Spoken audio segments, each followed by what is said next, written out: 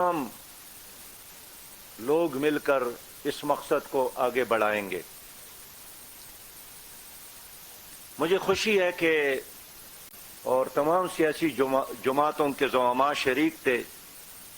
مجھے ایک اطمینان ہوا کہ کم از کم ایک ایشو اور ایک موضوع ایسا موجود ہے جس پر لوگ سیاست سے بالاتر ہو کر اتفاق بھی کرتے ہیں اور اس پر بات بھی کرتے ہیں، اور اس موضوع پر لوگ فاصلوں کے باوجود بھی ایک مجلس میں شریک بھی ہوتے ہیں۔ تو آج کے اس قومی کشمیر کانفرنس نے ہمیں یہ موقع بھی فراہم کیا۔ ہم آج کے اس مجلس میں 22 کروڑ عوام کی طرف سے کشمیری قوم کو آزادی کو سلام پیش کرتے ہیں، اور ان تمام شہیدوں کو جنہوں نے ہزاروں نہیں لاکھوں کی تعداد میں جام شہادت نوش کی ہے، اپنے ان شہیدوں کو خراج تحسین پیش کرتے ہیں۔ اور ہمیں احساس ہے کہ آپ 3 نسلوں سے یہ قربانیاں دے رہے ہیں، اور آج ایک بار پھر ہم اس عزم کا اظہار کرتے ہیں کہ ہم 22 کروڑ عوام آپ کے ساتھ ہے۔ زندگی کا آخری لمحہ بھی اور خون کا آخری قطرہ بھی کشمیر کی آزادی کے لیے انشاءاللہ تعالی ہم قربان کریں گے۔ اس لیے کہ کشمیر کے بغیر پاکستان نامکمل ہے، اور اگر یہ ہمارا شہ رگ ہے اور اگر یہ ہمارا ایک سر کا تاج ہے اور جسم کا حصہ ہے، تو پھر ایمان کا تقاضا ہے کہ ہم تمام تر صلاحیتوں کو کشمیر کے آزادی دلاتے ہیں۔ ہم ایک بار پھر اللہ کو حاضر اور ناظر جان کر اعلان کرتے ہیں، ہم کشمیر کی عوام کو پیغام دیتے ہیں کہ ہم آزادی کی اس جدوجہد میں آپ کو تنہا نہیں چھوڑیں گے۔ سری نگر کی مائیں ہماری مائیں ہیں، وہ بہنیں ہمارے بہنیں ہیں، وہ بیٹیاں ہمارے بیٹیاں ہیں، اور وہاں کا ہر قطرہ خون جو پاکستان اور اسلام کے خاطر بہہ رہا ہے وہ ہماری جسم کا حصہ ہے، اور ہم نہیں چاہیں گے کہ لاکھوں شہداء اور اس کے لاکھوں وارثین قیامت میں ہمارے گریبان میں ہاتھ ڈالیں کہ آپ لوگوں نے ہمیں کیوں تنہا چھوڑا تھا۔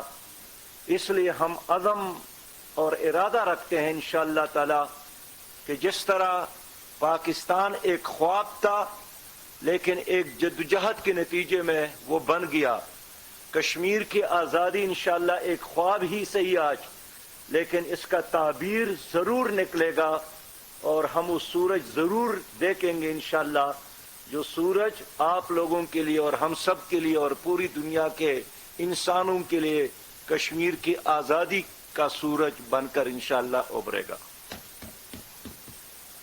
میں بہت اختصار کے ساتھ حکومت سے کہنا چاہتا ہوں کہ اب وقت آیا ہے کہ زبانی جمع خرچ کی بجائے حکومت کچھ عملی اقدامات کرے، اور جس طرح وزیر اعظم نے اعلان فرمایا تھا کہ میں کشمیر کا سفیر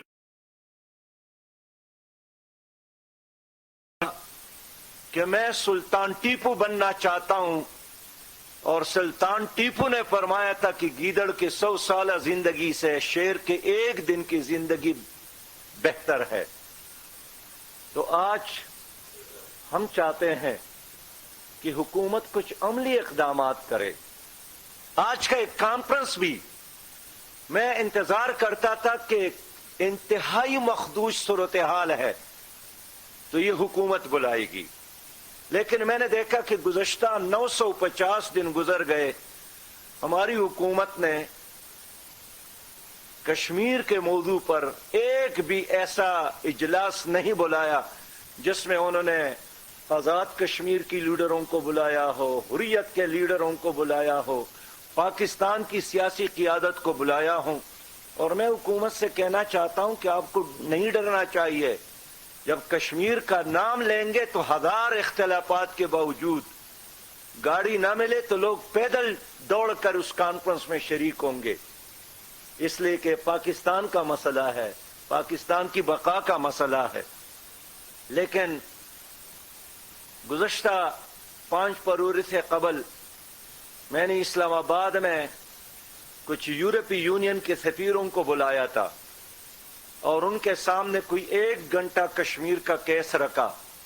تو ان میں سے ایک سفیر نے مجھے کہا کہ پاکستان تو ایک طویل عرصہ سلامتی کونسل کا غیر مستقل رکن رہا ہے، لیکن ایک بار بھی انہوں نے سلامتی کونسل کے غیر مستقل رکن کی حیثیت سے کشمیر کے حوالے سے بات نہیں کی ہے. مجھے لاجواب کیا. میں نے کہا میں سرکار کا نمائندہ نہیں ہوں، میں پاکستان کے 22 کروڑ غیرت مند عوام کا نمائندہ ہوں اور میں نے عوامی نمائندے کے طور پر آپ لوگوں سے رابطہ کیا ہے. اس لیے حالات کا تقاضا ہے کہ مودی کے ایجنڈا جو ہے اس کا جواب دیا جائے.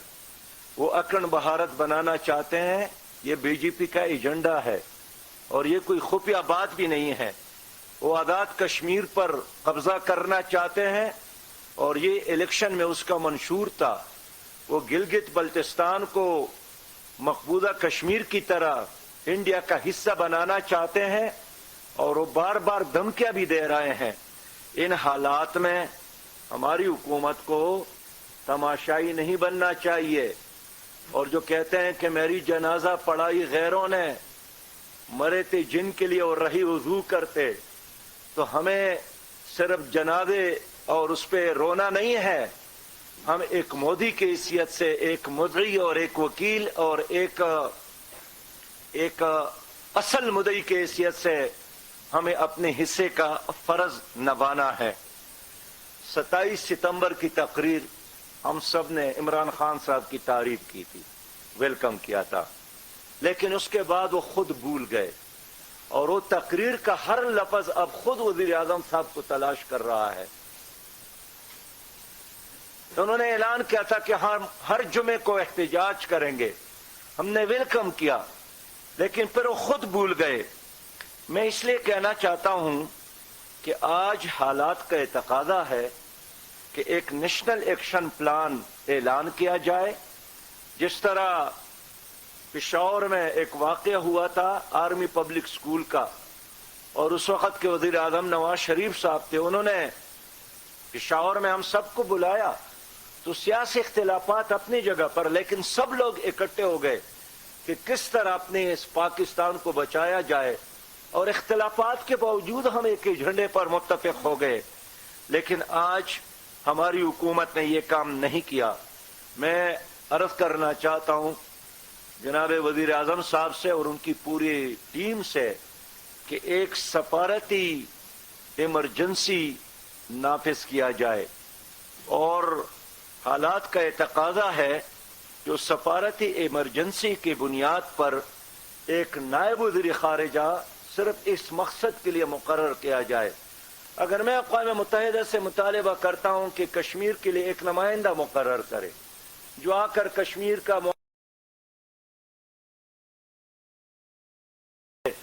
تو سب سے پہلے تو ہماری حکومت بھی ایک خاص نمائندہ مقرر کرے، کوئی فوکل پرسن، اس کا نام جو بھی آپ نام دے دے، لیکن اس کا کوئی اور کام نہ ہو. یہ تو غیر سنجیدگی ہے نا جی، کہ اس حکومت کے آنے کے بعد 9 مہینے تک کوئی کشمیر کمیٹی کا چیئرمین نہیں تھا.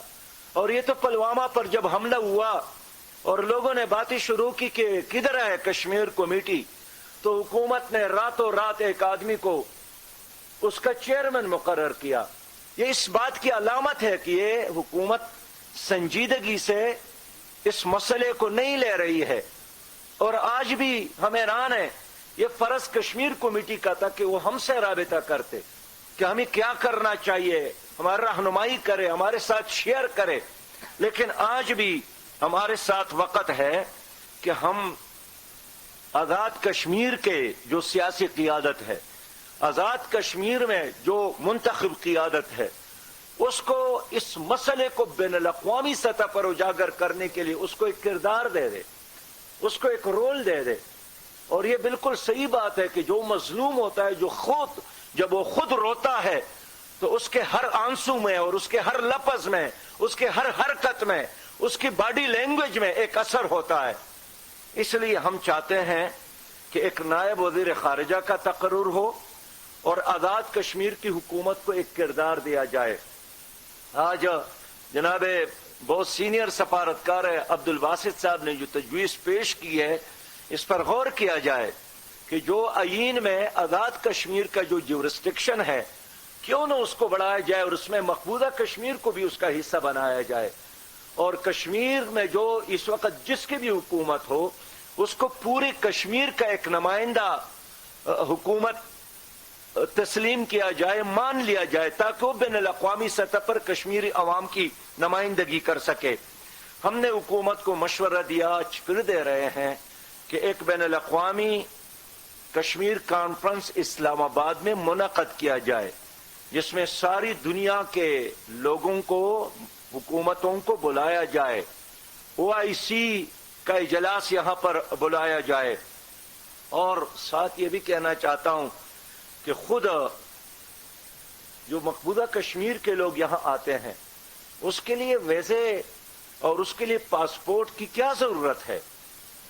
اب دیکھیں، آج آذربائیجان کے حوالے سے ترکی نے اعلان کیا ہے کہ ان کو ترکی میں آنے کے لیے کسی ویزے کی ضرورت بھی نہیں ہے۔ تو مقبوضہ کشمیر کے لوگ تو ہماری جسم کا حصہ ہے، یہ پاکستان ان کا ہے، ہم سے بڑھ کر ان نے قربانی دی ہے۔ کون سا ایسا گھر ہے کشمیر میں جنہوں نے کوئی شہید نہ دیا ہو؟ اس لیے ان کو فیسیلیٹیٹ کیا جائے۔ میں چاہتا ہوں کہ ہم پاکستان کی سطح پر پارلیمانی وفود بنا کر باہر بھی جائیں، سفارتکاری بھی کرے، اور یہاں بھی جتنے دفاتر موجود ہے تو یہاں سفیروں سے بھی انشاءاللہ تعالی رابطے کا انتظام، اس میں ہم چاہیں گے کہ جناب راجہ ظفر الحق صاحب بھی ہو، اس میں ہم چاہیں گے کہ جناب مشاہد حسین صاحب بھی ہو، اس میں ہم چاہتے ہیں کہ اسمبلی سے باہر بھی جو ہماری قیادت ہے وہ سب ہماری اس وفود میں شامل ہے۔ اتنے بہت سارے سفارت خانے ہیں کہ ایک وفد تو ہر جگہ نہیں جا سکتا ہے، ہم اس کو تقسیم کریں گے تاکہ ہر دنیا کا سفارتکار جو یہاں پر موجود ہے ہم اس کو ٹچ کریں، ہم دنیا کو بتائیں کہ کشمیر بالکل ایک آتش فشاں ہے۔ اب دیکھیں جو ہمارا جغرافیہ ہے، 4 ایٹمی ممالک ہمارے گرد موجود ہے، کشمیر کے گرد روس ایٹمی پاور، چائنا ایٹمی پاور، انڈیا ایٹمی پاور، پاکستان ایٹمی پاور، اور ان تمام 4 ایٹمی پاور سے جو ایک اور بڑی طاقت ہے وہ افغانستان ہے، جس نے کئی سپر طاقتوں کو شکست دی ہے، وہ ہمارے پاس موجود ہے۔ تو اس لیے 2 ایٹمی طاقتیں اگر آمنے سامنے ہیں کشمیر کے مسئلے پر تو کسی بھی وقت یہ دنیا تباہ ہو سکتی ہے ایک جنگ کے نتیجے میں۔ تو ہم چاہتے ہیں کہ ہم کشمیر کے کاس کو آگے لے جانے کے لیے اپوزیشن اور حکومت مل کر کام کرے۔ میں مانتا ہوں یہ بوجھ صرف حکومت اکیلے نہیں اٹھا سکتی ہے، لیکن جب ہم خود کہتے ہیں کہ اس مسئلے میں ہر طرح کے تعاون کے لیے ہمیں تیار ہے۔ اب خود آزاد کشمیر کے صدر نے بتایا کہ 30 لاکھ ڈومیسائل ایشو کی گئے، تو یہاں تو 10 اب 40 لاکھ بتاتے ہیں، بہت بڑی تعداد ہے۔ اس کا مطلب یہ ہوا کہ 10 سال بعد اگر رائے شماری ہو بھی جائے تو آپ تو اقلیت میں ہوں گے، شاید 10 سال بعد خود انڈیا مطالبہ کرے کہ ریفرینڈم کرے، رائے شماری کرے، اس لیے کہ آپ کی میجارٹی اب وہاں اقلیت میں ہوگی۔ تو یہ بہت الارمنگ سچویشن ہے جس کا نوٹس لینا ہماری سرکار کا فرض ہے۔ زمین پر انہوں نے قبضے کیے، جتنے بھی سرکاری زمین ہیں لیزز پر انہوں نے ہندو بڑیاں کو دیے اور وہاں کے شہریوں کو منتقل کیے۔ اس کا نتیجہ کیا نکلے گا؟ میں اس لیے عرض کرنا چاہتا ہوں کہ ہمارا جو اعلامیہ ہے اس میں تمام چیزیں موجود ہیں، اور ہم چاہیں گے کہ انشاءاللہ تعالی آپ کی اس اعلامیہ جو آپ لوگوں نے منظور کیا ہے اس کے روشنی میں ہم مستقبل کے لیے ایک لاہ عمل بنا لیں۔ آج ہم یہ بھی عہد کرتے ہیں کہ 5 فروری ہے انشاءاللہ تعالی، جس طرح ماضی میں پوری قوم نے جوش اور جذبے کے ساتھ کراچی سے لے کر چترال تک بھی اور پاکستان سے باہر ساری دنیا کے سطح پر، وہ امریکہ ہے، وہ فرانس ہے، وہ جنیوا، وہ برطانیہ، ہر جگہ پر انشاءاللہ تعالی پاکستانی اور کشمیر کے لوگ مل کر ہم اس کو منائیں گے۔ آخری بات میں کہہ کر اجازت چاہوں گا آپ لوگوں سے کہ راجہ ظفر الحق صاحب نے بالکل ٹھیک بات کی کہ 23 بار اقوام متحدہ نے کشمیر کے حق میں قراردادی منظور کی ہے۔ تو اگر قراردادوں کی بنیاد پر کوئی ملک آزاد ہوتا تو کشمیر کے آزادی کا اب 50-60 سال ہو جاتے۔ اس کا مطلب یہی ہوا کہ قراردادوں اور ہماری ایمبیسی کی طرف سے یا ہماری حکومت اوورسیز منسٹری کی طرف سے جہد کرنا پڑتا ہے۔ ہمارے سامنے بالکل افغانستان کی ایک مثال موجود ہے، ان کے پشت پہ تو کوئی ملک ہی نہیں تھا، ان کے ساتھ تو کوئی ہاتھ ملانے والا نہیں تھا، ان کے تو کوئی سلام لینے والا نہیں تھا، لیکن ہم تو 22 کروڑ ہے اور ایک بہت بڑی اتنی طاقت ہے۔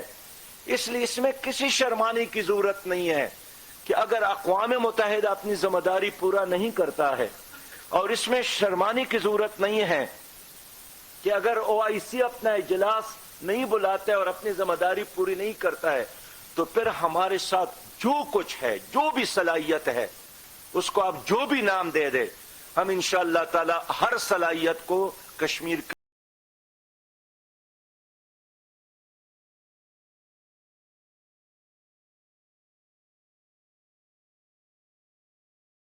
پر قربان کرنے کے لیے تیار ہے۔ اس